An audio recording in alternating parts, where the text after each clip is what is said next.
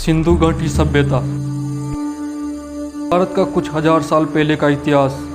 हम इसके बारे में इसलिए जान पाए हैं क्योंकि हमारे पूर्वज बहुत सारे सबूत हमारे लिए छोड़कर गए। जब दुनिया में कागज का जन्म भी नहीं हुआ था तब उन्होंने पाम की पत्तियों पर लिखा और कई सारे वेद हमारे लिए छोड़कर गए। तांबे के बर्तन, पत्थर, पिल्लर, पत्थर की दीवारें और मिट्टी के बर्तन, यही सबूत हमें उनसे जोड़कर रखते हैं। हथियार, मिट्टी के बर्तन, पेंटिंग्स और बहुत कुछ खुदाई में मिले जो हमें सिंधु घाटी सभ्यता के बारे में बताते हैं। हाल में हुई कई सारी खोज हमें हमारे इतिहास को जानने में मदद करती है।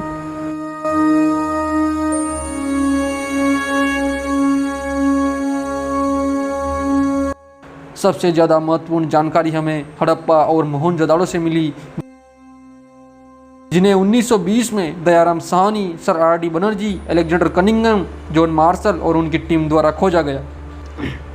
यहाँ की खुदाई से हमें यहाँ की संस्कृति और यहाँ के लोगों की जिंदगी को समझने में मदद मिली।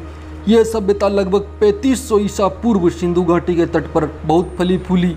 यह एक ब्रोंज युग सभ्यता थी जो उत्तरी पश्चिमी भारतीय महाद्वीप में स्थित थी।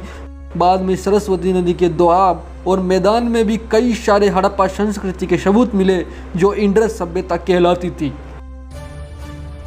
हड़प्पा संस्कृति भारत के कई सारे हिस्सों में फैली थी, जैसे सिंध, तुगंदा, बलूचिस्तान, पंजाब, हरियाणा, पश्चिमी उत्तर प्रदेश, जम्मू, उत्तरी राजस्थान, गुजरात और उत्तरी महाराष्ट्र। सबसे महत्वपूर्ण साइट्स कोट डिजी सिंधु तट पर मोहनजोदड़ो के दूसरी तरफ है। वो कालीबंगा उत्तरी राजस्थान, मेहरगढ़ बलूचिस्तान, मुंडीगाक अफगानिस्तान, दमसिद्दा क्वेटा वैली, आयरी सिंधु नदी के पास, गुमाला ग्रोमल वैली, रहमान देरी, धोलावीरा और लोतन इनमें प्रमुख है। सिंधु घाटी सभ्यता के शहर और इमारतों पर एक नजर डालते हैं। सिंधु सभ्यता के शहर और इमारतों का निर्माण एक विकसित इंजीनियरिंग और आर्किटेक्चरल स्किल्स का अजूबा है। शहर को दो भाग, ऊपरी और निचले में बांटा गया था। ऊपरी भाग में मकान ऊंचे ऊंचे चबूतरों पर बनाए जाते थे। ये चबूतरे इमारत को बाढ़ और लड़ाई में सुरक्षा प्रदान करते थे। इस भाग में जन इमारतें, ग्रीनवेज, बड़े बड़े स्नान घर, सबसे महत्वपूर्ण अध्ययनशाला व धार्मिक मंदिर होते थे। जबकि निचले भाग में सामान्य आदमी रहते थे और अपने अपने व्यवसाय करते थे। जब निचले भाग में बाढ़ या आक्रमण होता था तो वहाँ के लोग ऊपरी भाग में शरण लेते थे।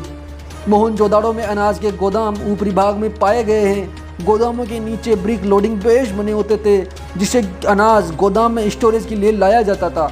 सिंधु सभ्यता की सबसे महत्वपूर्ण बात, यहाँ पर स्विमिंग पूल ग्रेट बाथ यानी बड़ा स्नानघर के नाम से जाने जाते थे।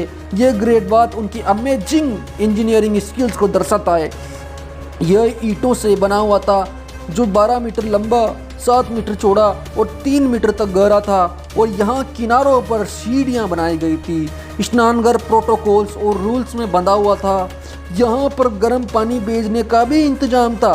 पानी एक बड़े कुएं के माध्यम से लाया जाता था और वहाँ पानी की निकासी के लिए बड़ी बड़ी नालियाँ बनाई गई थी। मोहनजोदड़ो की निचले भाग की इमारतें और शहर भी पूरी तरह से प्लानिंग करके बनाए गए थे। यहाँ गलियाँ सीधी थी और 90 डिग्री पर ही एक दूसरे को काटती थी। मुख्य रास्ता 10 मीटर चौड़ा था। घर गलियों के दोनों तरफ बनाए गए थे। कई घर 2 मंजिला भी थे और ईंटों से बने थे। वहाँ दीवारें मोटी और मजबूत थी जिन पर प्लास्टर तथा कलर भी किया गया था।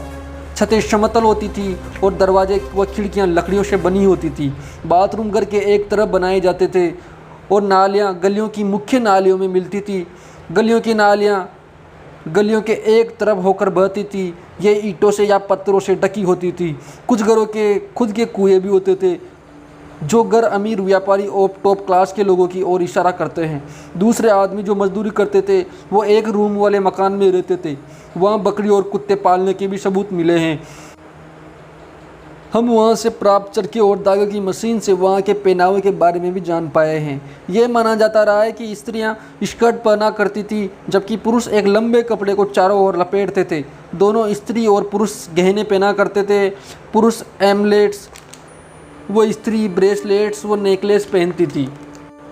नाप तोल का तरीका भी पूरी तरह विकसित था। बाट अलग अलग शेप और साइजेस के होते थे।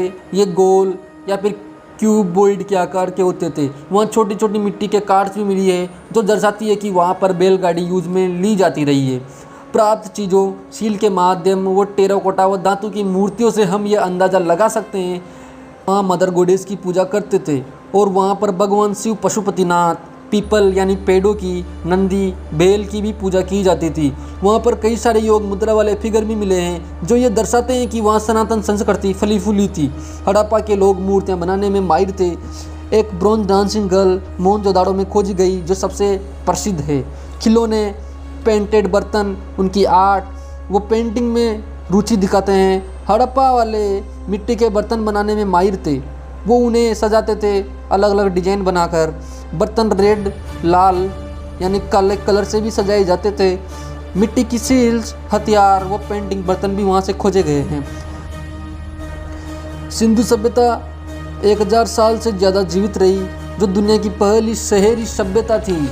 लेकिन 1300 ईसा पूर्व ये प्राकृतिक आपदा के कारण जैसे बाढ़, भूकंप, लड़ाई या जंगली जानवरों के कारण नष्ट हो गई होंगी, इसके कोई सबूत नहीं मिले हैं। सिंधु घाटी सभ्यता का नष्ट होना भारत के लिए बहुत नकारात्मक साबित हुआ। मैं चाहता हूँ कि आगे बढ़ने से पहले आप सब, मैंने डिस्क्रिप्शन में जो लिंक दिया है वो वीडियो देखें। मेरी आपसे हाथ जोड़कर ये विनती है कि आप उस वीडियो को ज़रूर देखें ताकि आप भारत के असली इतिहास के बारे में जान सकें। अगले वीडियो में हम सिंधु सभ्यता के बारे में डिस्कशन करेंगे और गहराई से समझेंगे। धन्यवाद।